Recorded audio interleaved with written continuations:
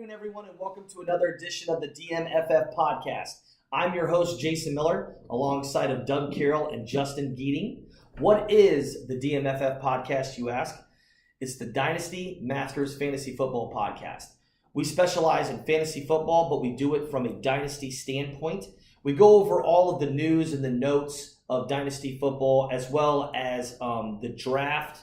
We lead you all the way up into the season to what you need to know to be able to draft the right players for your teams and be able to win your leagues, as well as being able to know who you need to draft, who you need to stay away from, as well as the free agent signings and the players getting picked up off of waivers. And that's exactly what we're doing today. Our first episode today of this year is going to be the free agent signings. Right. So basically, we're going to go over the free agent signings and all the news, because there's been a lot of things that have went on this year so far. If you've seen our podcast in the past, we've talked about numerous things on how to set your lineups, what players are going to be falling off, what players are going to be doing well, players that may not have been doing well last year that are going to be doing well this year. We've never really done a free agent yet, so this is going to be our first free agent podcast that we're doing right now. So I'm just going to kind of, jump into it real quick. I mean, if you've seen our other podcasts, we've kind of went over with you guys kind of our history of what we do. I've been playing fantasy football for over 15 years. Doug, how about you? Probably 22 years. I was 18, so do the math. No, probably closer to 25 years, unfortunately. Exactly. What about you, Justin? Probably 10 to 15, somewhere in there. Okay, 10 to 15 years. So we've got about 20 years of experience, all together as far as Dynasty football goes. Dynasty football did not start as soon as fantasy football did. It's just been picking up speed over the last, I'd say, maybe 5 or 6 years. As far as players wanting to play Dynasty. The advantage of Dynasty football is you get to play all year round. And not only do you get to play all year round, but you also get to keep your players for life. Whereas with fantasy football, you pick for the year, and then you drop all your players the next year and you have a draft again. I mean, there's pros and cons to everything. I personally choose the Dynasty football aspect because it's more of the general manager atmosphere when you do that. And you got to be on your P's and Q's. I think there's been keeper leagues in some form or another for probably almost as long as there's been fantasy football. But there's been so many different variations. Like you said, I've only really known about dynasty leagues that were very structured, where NFL, the NFL draft is bringing in the new guys for your draft in your league every year and things like that for probably the last 6-7 years. Right. Yeah. And I would say that Dynasty requires more skill and planning, as opposed Certainly. to what most people play as a redraft, where you draft a new team every year. Right. And maybe you get one keeper, but I like the skill part of it. For sure. Certainly a lot more patience. A lot more patience. Having to project out a year or two is very fun. Makes it much more fun. Exactly. Right. And with Dynasty football, you normally go up until, I would say, December, right around the Super Bowl.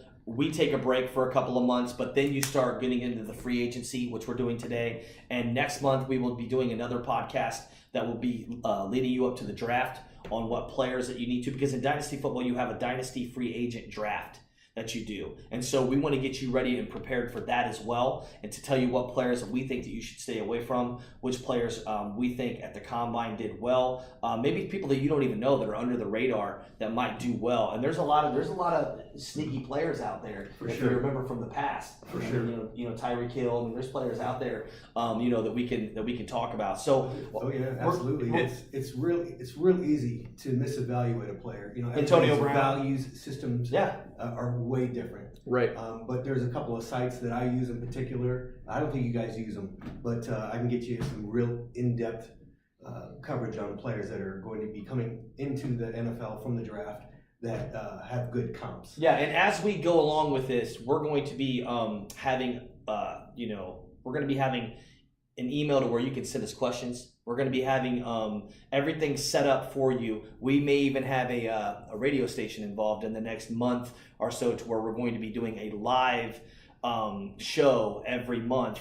Or actually, I'm sorry, every week. We'll be doing a live show from the radio station itself. So we got a lot of exciting things going on here. We're not going to waste your time. as well as waste our time unless we know our stuff. And I've been playing for a long time. I've won leagues. I've lost leagues. I've had the best teams in the world and been undefeated the whole year and then lost in the championship game. So, I mean, Dynasty football is very challenging. It's very fun, but if this is something that you do dig and something that you're into, I think you're really going to enjoy this podcast. So let's jump into it, guys, real quick. Yep. We're going to make this podcast kind of short. We don't want to talk your ear off, but we want to just kind of go over all the news that's going on with free agency right now. And guys, there's been a lot of it. The first thing that I want to talk about is players going to different teams. Mm-hmm. Okay. So I think the first thing that we should probably talk about, one of the most important things, is Antonio Brown. Okay. Antonio Brown played for the Pittsburgh Steelers. He was, he could have been easily the number one overall Dynasty, fantasy football player for a while. Up until he got older. For a while, yeah. Yeah, up until he got older. And now he has left Pittsburgh and he's signed a 3-year, $50 million deal to go to the Raiders. Okay. What is your guys' opinions on that? And I'm gonna make this quick, so I'm gonna probably go to one guy and I'll cut you off if it gets too long, and then we'll just kind of go from there.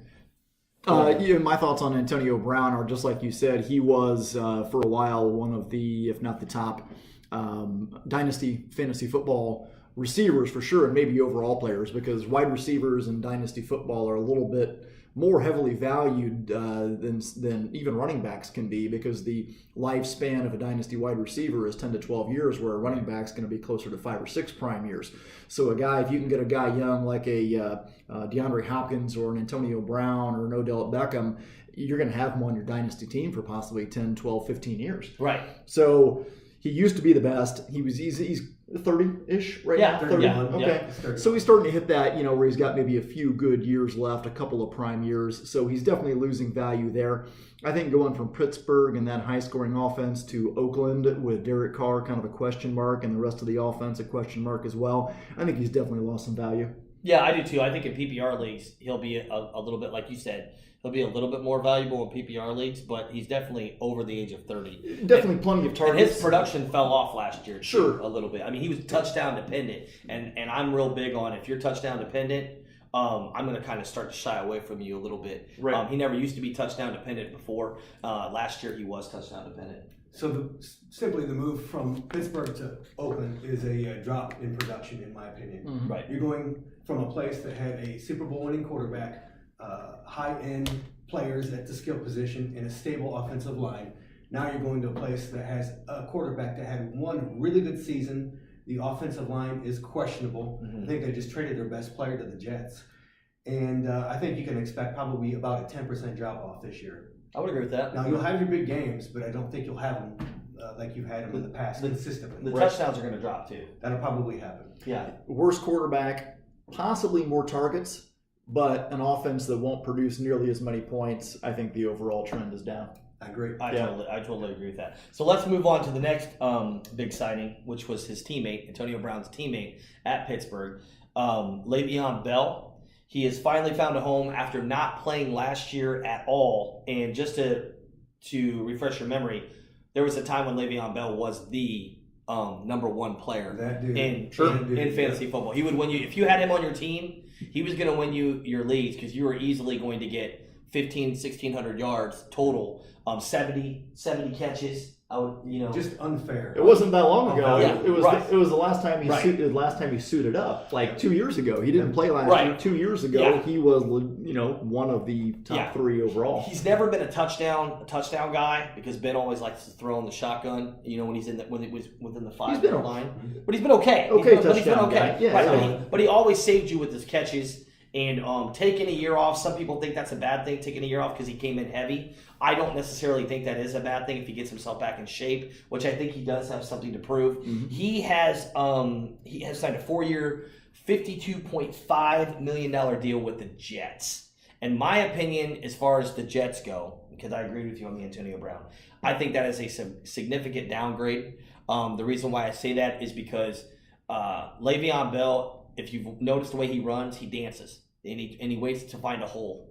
And when he waits to find a hole, then he bursts through it. That offensive line at Pittsburgh has always been built around him. Okay, the Jets, they don't have a horrible offensive line either. But at the same token, I think it's a lot easier to get through those holes when you have Antonio Brown.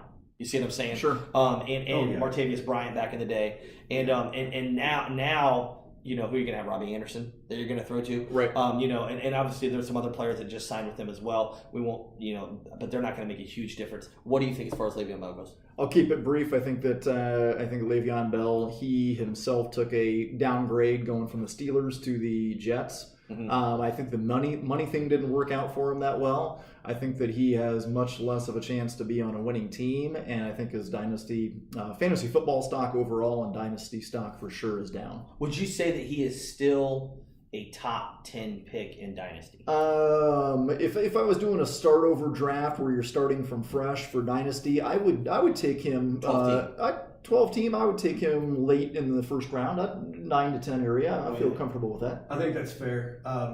Trading Pittsburgh for New York, same scenario as Brown. Not anywhere close to skill players. Offensive line is a bit shaky, although I think overall the offensive line and skill players are going to be better this upcoming year than in the past. Right. However, the chances of the Jets coming from behind is probably going to be something that's pretty consistent. So they may not get him as many touches. And also the other thing, taking a year off physically, probably okay for him. I'm sure that he's training well, but mentally missing all that repetition.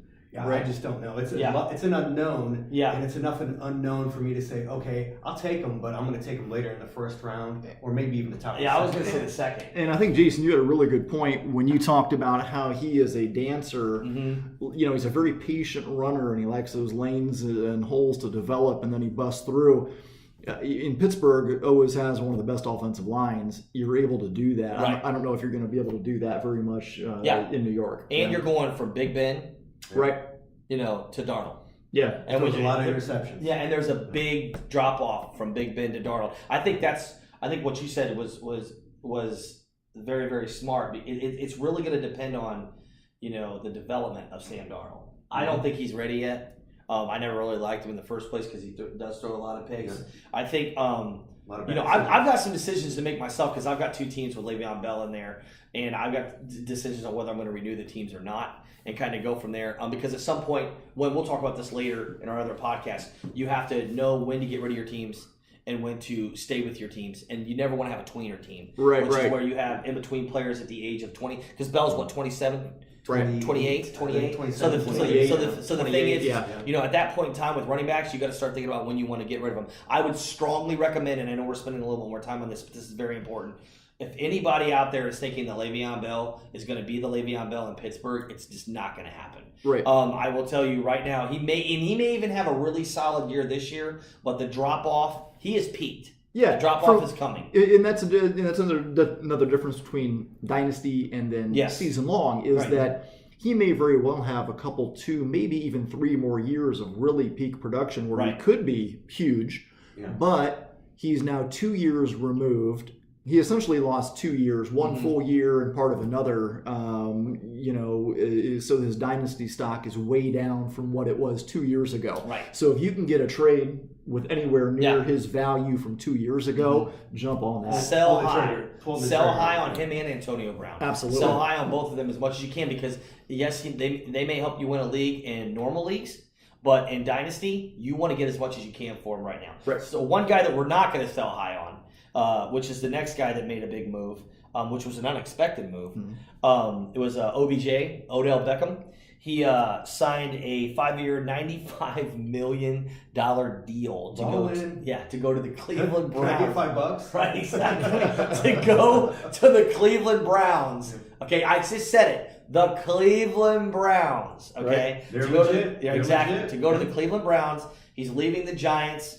He's going from Eli Fossil Manning to Baker Mayfield, and I think this is an unbelievable. I think to me this is the biggest move of the year so far. Yeah. Because he is going to be able to cement himself in that offense for years to come. They've got Jarvis Landry in that offense as well, which, by the way, they're all pretty good friends, Odell and Jarvis. They were friends coming into the league. Yeah, they went to LSU together. Exactly. And Jarvis Landry is those guys are going to eat. I mean, Jarvis Landry is going to have targets in the middle nonstop. If they double Odell, Jarvis is going to be open. If they double Jarvis, Odell is going to be open. Callaway, right? Callaway is he's their third receiver. Rookie 1 or 2 last year or the year before. He can stretch the field. They got Njoku who will be an end zone threat. What is your opinion about Odell Beckham moving to the Browns? What do you think? I like it so much. I like the pairing of him and Baker Mayfield. And if there's OBJ is a highly emotional player to the point where sometimes his emotion trumps his logic. Right. Place.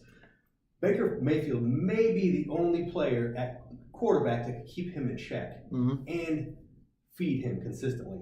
Feed him the ball. So I think it's a wonderful fit in a place that he doesn't have to be the man and that's it. He's got a ton of good players at skill position. Right. And a stable offensive line. But what does this say about the Giants? I mean, what does it say? I mean, in my opinion, this was a stupid move by the Giants. And we'll get into more what they did, and they keep saying that they had a plan and this and that and this and whatever. But what does it say about the Giants to get rid of in my opinion, one of the best wide receivers in Dynasty football? Yeah, man. I mean, what is your take on that? I think that they have no idea what they're doing. They got rid of a 26-year-old absolute stud receiver. Some people saying he's had the best start of any receiver ever in the history of the NFL. Right. His first 4 or 5 years. Right. That's the truth. Yeah. They got rid of a 26-year-old and they brought in Golden Tate, who's like a 30-year-old, 31-year-old, and he basically is the same guy that they already have in Sterling Shepard. So they have basically 2 slot receivers and they bring in Golden Tate. Yeah. So the Giants really don't know what they're doing. They say they want to get younger. Well, they bring in older players. Yeah. They keep Eli Manning. I mean, it's just they're a dumpster fire. They're an absolute dumpster fire. And for Pittsburgh, I could understand why they got rid of Bell being a crybaby. Why they got rid of Brown being a crybaby, being a diva. I can understand that. But for the Giants, that's something that I can't understand. And you talk about that you wanted to rebuild. You have the best dynasty running back in fantasy football, Saquon Barkley right now. Okay, if you compare the age and you compare the numbers and where he's at and what he's projected to do, and then you have Odell Beckham. All you needed on offense, and you have Evan Ingram. Right. All you needed, and Sterling Shepard. That's a good wide receiver 3. Sterling Shepard is Jarvis Landry. I mean, they're the same guy. I would say a downgrade with OBJ. Yeah. I mean, exactly. I'd say a lower, but a little bit lower than Jarvis Landry. But I agree with you. But I agree. Very similar players. Right, and all you needed was a quarterback. Right. But instead. And they could have drafted Haskins. To be fair, they needed a few. Well, no, actually they couldn't because they wouldn't have got that. Would they got that pick? They needed some offensive line upgrades. Oh yeah, they do need some offensive line upgrades in that.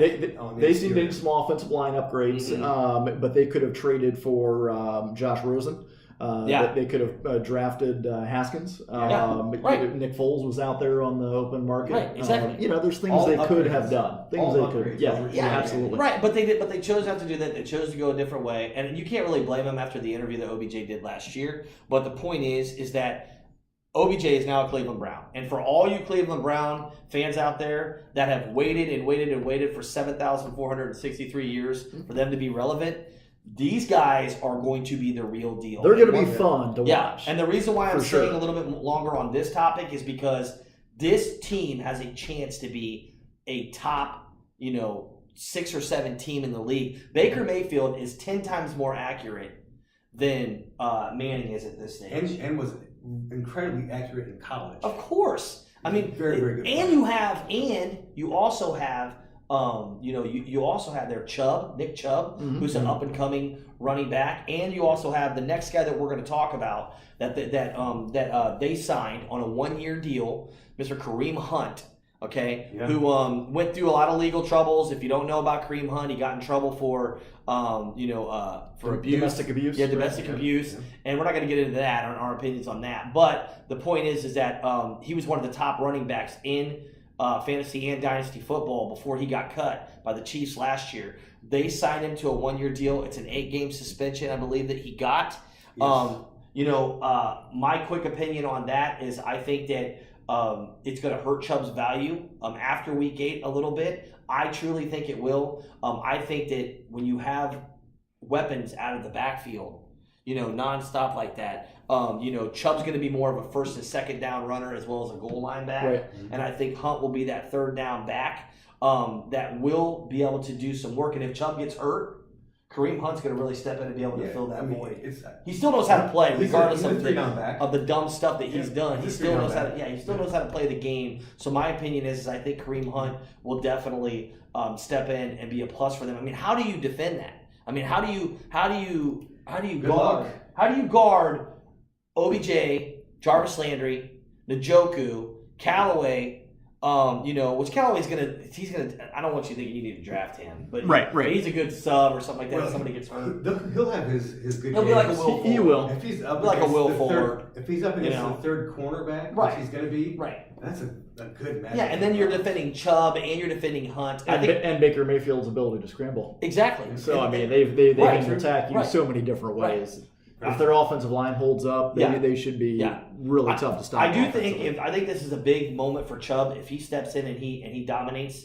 Maybe Hunt doesn't see the field for a while, and that's what Chubb's going to want to do to be able to earn that. I think the biggest loser here is Duke Johnson, who I don't think will be in Cleveland. I think he'll be somewhere else soon. Possibly, yeah. Yeah, I don't see. He's somebody we'll talk about when that does happen. Sorry guys, I wanted to speed through this just a little bit. Yeah. But I wanted to bring him up.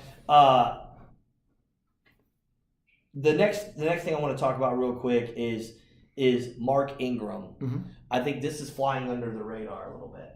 He signed a 3-year, $50 million deal to go to the Ravens. He was the Saints running back. He shared time, as well with Kamara. Right. And now he is a Ravens. What's your opinion on that? I think it's kind of a mess from a fantasy football perspective. I love the move for the Ravens in the NFL because I think Mark Ingram is a really good player, really hard nosed. I think he's a good team guy. I think he's exactly what the Ravens are all about. But from a dynasty and a fantasy perspective, Kenneth Dixon, to my knowledge, is still there. Yep. They did lose Collins, right? Yep. They lost Collins. They cut him. He had some off the field issues. Edwards, who is Gus Edwards, kind of came on last year, and a lot of people thought he might be the guy going into this year. I think there's a 2, maybe 3-headed monster of guys that are there, and I think there's somebody else that I'm forgetting, a pass catching running back out of the backfield. Somebody went there last year. Woodhead was there last year, I think. There's somebody else. He's not there anymore. Yeah, there's somebody else that will siphon some targets, and it's just kind of a mess, in my opinion. Okay, what do you think about that move? Yeah, it's okay. It's not great. Mm-hmm. For starters, Lamar Jackson, incredibly inaccurate, and that's going to cause problems. And they're going to be very run-heavy offense, but it's going to be obvious that they're going to run the ball. So, right. For upside, Mark Ingram maybe a mid RB2, but I think that he's going to share time. See, I think it's a great move, and the reason why this is where I differ a little bit, and we will differ from each other from time to time. Can we do that? Yes, we can do that. Mark Ingram, I think, is going to be a very big part of their offense. I do agree with you that Jackson can't throw the ball right now at the stage where he's at. I mean, he's not accurate, but I think Ingram's going to help them tremendously with that ground and pound that they want to do. Now, they're still not going to be a good team. But that doesn't matter in Dynasty football. It matters what these players can get you. I think Ingram can very easily get 1,000 yards rushing. Mm-hmm. I think he can get 7 or 8 touchdowns, catch about 15 to 20 balls if he can stay healthy. I do think he was a little bit of a product of the Saints because of the first couple of years. He really didn't do much until he got in there a little bit. And that helps him, by the way, I think. Well, right, of course, but I do think that they're going to feed him the ball as much as they possibly can. Now, the problem with that is you're in the league with Pittsburgh and Cleveland, and they're going to be winging it. You know what I'm saying? So how far are you going to be behind in games to where you need to run that football? You see what I'm saying? I want to add something in there. For Mark Ingram, if you happen to be in a league, scoring is a big part of Dynasty football. If you happen to be in a league where you get points or half point for a touch on a running back, give him the ball, he's going to be valuable. He's going to be more valuable as opposed to a league where you don't get that. So, he might get 20 touches a game. Yeah. Next move is Tevin Coleman, a.k.a. Campbell. Can we talk? Tevin Campbell. For a minute. That's right. Tevin Coleman. Tevin Coleman. I knew he'd be singing about something. Tevin Coleman leaves Atlanta and signs a 2-year, $8.5 million deal to go to the 49ers. Right. The 49ers of all places. I mean, you had all these teams, Tampa Bay, of all these teams talking about wanting to sign him, the Jets, everything was linked to him going to the Eagles, and he ends up signing with the Niners. Now, the Niners already have Jerick McKinnon, Breida as well, and it's almost like one of those bonehead moves of, what are you doing? What do you think? They didn't pay him a whole lot. I believe that he got paid, 2 years, $8.5 million. I mean, that's not a whole lot. The running backs overall don't get paid near as much as receivers or quarterbacks anymore. Right. But still, that's somewhat cheap. I'd be interested to see what McKinnon got 2 years ago when they signed him. To me, they're very similar running backs. They're both speed guys. Right. They're both spark guys. Spark guys. They both can catch the ball out of the backfield well. I don't really get, unless they're questioning Jerick McKinnon's health, which they should be because he missed all last year with torn something. But it was an ACL. I think it was an ACL. Okay, so they got another guy that's basically the same guys that they already got. Yeah, and I totally agree on that. I think that shows you their confidence in Jerick McKinnon staying healthy. Probably not high. I think Breida's only going to be there until next year, and then Breida's going to be gone. I think I don't like this move. I think it goes to show you what NFL teams were thinking about Tevin Coleman because of the offers that were out there. There weren't that many. Well, I was going to say, I think that I think it speaks for McKinnon and Coleman. And McKinnon, they don't have a lot of confidence in him coming back 100% and staying healthy. And Coleman, I guess teams don't think he's a workhorse running back. Like Tevin Coleman, he could have got way more money somewhere else. I would think so. No, he could have. So I'm wondering if he wanted to be paired with Shanahan again. Yeah. Who was his coach in Atlanta. Right. So, that part is an upgrade, in my opinion, for the 49ers. But, Doug, you nailed it. Jerick McKinnon and Tevin Coleman are identical running backs. Yeah. So, it must mean to me that Jerick McKinnon, the health, which prior to this injury, all the years he played before, always had injury issues. So I guess I can understand it a little more. But I think that he does have some upside, but that, upside is probably RB2. Yeah, unless there's something that we don't know and they're going to be cutting Jerick McKinnon, which is possible. I don't like this move until they do. I would not be looking at Coleman as anything more than a running back 3. Right. And that's my opinion. I look at him as a running back 3. So we are getting a little bit short on time, so I'm going to speed through here. The other big one, though, what kind of big one, is Golden Tate. Golden Tate has, signed a 4-year, $37.5 million deal to go to the Giants. Now, he went to the Giants, which I don't understand because you got 2 slot receivers right now. I don't understand the Giants doing that, and I don't understand Golden Tate. I mean, you're getting up there in years. You've got a few more years left. Yeah. I mean, I would want to go to a team that is not mired in misery for the next few years. I would want to go to the Colts. The Colts would have been great. Go to a team on the rise where you can have a chance to play in some meaningful playoff games. Of course. That's my opinion. I don't see him catching 90 balls like he was, 80, 90 balls like he was before. I don't see that. I do think the OBJ move does help Ingram a little bit more. But it falls back to that quarterback, man. I mean, you got Manning, who's 6,000 years old. So it's a total money grab on Golden Tate's part. Yeah, that's cool. I get it. Yeah, and I think that money thing that you just said, that's what a lot of these teams are doing right now. They just have money to blow. So they're just blowing their money on some of these players that we're getting ready to go yay or nay on real quick. They signed him for 4. The Giants signed him for 4 years. That makes sense. Yeah, it's stupid. It doesn't make sense. So really what the Giants offense looks like is Saquon Barkley, and you got 2 to 3 receivers that can go 10 yards out max. Right. So I actually think that Golden Tate it could get 90 balls simply because the Giants are going to be coming from behind all the time. So if you play points per reception league, that is true. Points per reception league, you could probably get 6 to 7 points almost every week from Golden Tate. At this stage of his career, I wonder if he can stay healthy.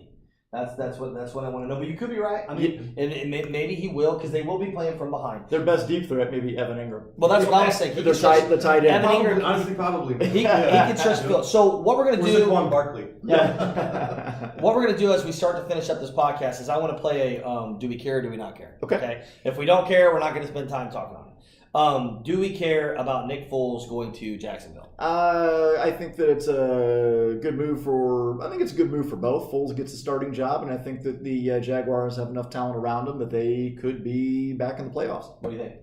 From a football perspective, yes, I care. From a fantasy perspective, not really. Right. Don't care. Okay, sorry. Dynasty or fantasy football? No, don't care. Okay, Jameson Crowder going to the Jets. Don't care. Yeah. Okay. You don't care? I do care. Okay. I do care. I think he has potential to be high end wide receiver 3, but that's his high end projection. Okay. Good slot receiver, could catch a lot of balls. Possibly. Okay. Yeah. What about Devin Funchess going to the Colts? I'd like to say that I care because I was hoping the Colts would pick up a nice number 2 receiver to go along with T.Y. Hilton. I don't think that that's him. I don't think that that's Funchess. He's going to be continue what he's been his first few years, mid-level producer fantasy-wise. What do you think? Nice athletic profile. I like the landing spot. I've never liked the production, so I'm not. And I'm glad that they decided to draft another tight end because that's all Devin Funchess. Basically, it's yes. a tight end. That's true. That's all. Even though he's labeled as a wide receiver, now they have 3 tight ends. I do think that this. I don't think he's going to do it. I think he's a 6 to 8 maybe touchdown guy. I do think this is going to take a lot away from Ebron. I think when they're in the red zone, from what Ebron did last year, Eric Ebron, I think it will take about 4 or 5 touchdowns away. I don't think he's catching over 40 balls. I agree. That's possible. But I do think it will take away from Ebron. So I think it is important to talk about that real quick. I could see the Colts going after a wide receiver in the draft. They should have relatively signed high as well. Yeah. Exactly. Michael Crabtree. Well, there's a lot of rumors saying that they might be going with DK Metcalf or N'Keal Harry, which would be great. So, what about Teddy Bridgewater? Do we care? No. Tyrod Taylor? Do we No. care? Blake Bortles? Do we care? I don't care about anyone else on Fitzpatrick. that list. Fitzpatrick. Do we Let's- care? let's- I'm let's still wrap going that to up. Fitzpatrick. Do we care? I've got 1 minute. Yeah, Fitzpatrick, yes, I'm interested. Simply because for a long time last year, he was QB1. Mm-hmm. Yeah. So, and they're going to be terrible. Oh, they're just winging it this year. Oh, they're just saying we're going for the high picks. He's going to have a lot of fun. Grab him. If he's a free agent in your league and you have a 3-round draft, he can wait. Going to Miami, I think it helps Devontae Parker. Yeah, I think it does, and we'll talk about that later on. What about Mike Davis to the Bears? Hey, what is your take on that? On what? On Fitzpatrick. The beard? Yeah, the beard. Yeah, go to Miami. Any fantasy relevancy for you? Where did he go to? Miami. Oh boy. Yeah, I mean, I just don't know if they have enough weapons there for him to do much. Mm-hmm. It's hard to running or receiving. I don't know who they've really got. Kenyon Drake still running the ball. I just don't see much. I don't like it. Okay, what about AP Washington? Don't care. Latavius Murray, New Orleans. Latavius Murray? No. Okay. What about Carlos Hyde? Kansas City. No. Frank Gore, Buffalo. Everybody no except for Carlos Hyde. Maybe. Okay, Tyrell Williams going to Oakland. No. John Brown, Buffalo. No, he's flirted around with a lot of talent, but just can't stay healthy and such. There's just not anything there to. Adam Humphries. Nope. Yes. Okay. Oh well. Yes. I think he's solid. Not great, solid. Yeah, I don't like it either. But if he likes it, then I get it. He's a slot receiver. What about Dante Moncrief at Pittsburgh? No, not really. I think at best, I think he's behind, obviously, Schuster, and I think he's probably going to be behind Washington as well. Okay. He's a 3rd or 4th receiver on that team. Cole Beasley, Buffalo? I like it. Yeah, I think so. The jury's still out on Josh Allen. I don't know how much he's going to be slinging the ball around short. But if he's got a good short passing game, then Beasley could be the beneficiary of that. Kevin White, Arizona. No. I know. Jared Cook with the Saints. Yes. If that happens, which I think it already has. Yes. Jared Cook to the Saints. I like that. I honestly have to go. Okay.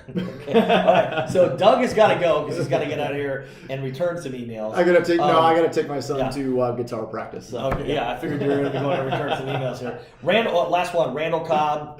To the Cowboys. I do like that. The Cowboys needed another receiver with Amari Cooper kind of being their deep guy now. And as well as what's the big guy? Michael Gallup, the rookie last year. Yeah. I think that Cobb, if he can stay healthy, can run that underneath stuff and agree with you. Do very well. You agree? No. Okay. You had Cole Beasley, you blew it. I mean, maybe. Yeah. I think Cobb's a little bit better than Beasley, but I get that. Guys, we are running out of time here, as you can tell. I wanted to make sure that we went through all of the. Well, no, actually, we got through that. Yeah. I wanted to make sure that we got through all. So I was telling you, this was a big free agency period right now. Stay tuned to more of the episodes that we have going on with Dynasty Masters Fantasy Football. We call it the DMFF Podcast. Like I said before, we are in the process right now of having a radio station pick us up for us to be able to do live feeds and to do recorded podcasts as well. I want to give a special thank you to Doug Carroll and Justin Geating for coming on here and sharing their knowledge of Dynasty Fantasy Football. I can't wait to see you guys again real soon. Our next podcast will be talking about the draft. And it will be coming up within the next couple of weeks as far as the draft, which will be towards the end of April. I always love talking about the draft. Exactly, Best time guys. of the year. Yep, Hey, best time of the year. Thanks, guys, for coming. Thank you so Thank you. much for tuning in. My name is Jason Miller. Thank you. I am your host of the DMFF Podcast. Have a great day, everybody. Awesome. Thanks. Out.